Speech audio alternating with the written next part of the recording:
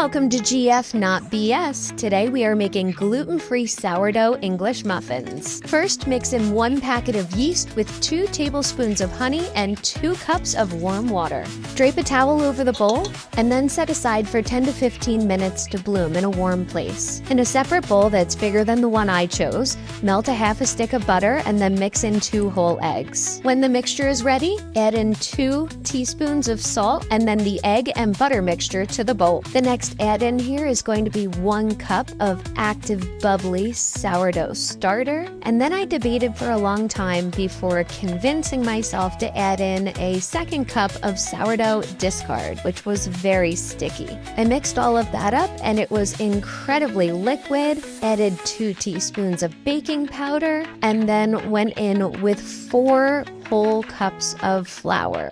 I originally planned to do 2, but the mixture was just way too watery the first time around, so I had to double it in the end.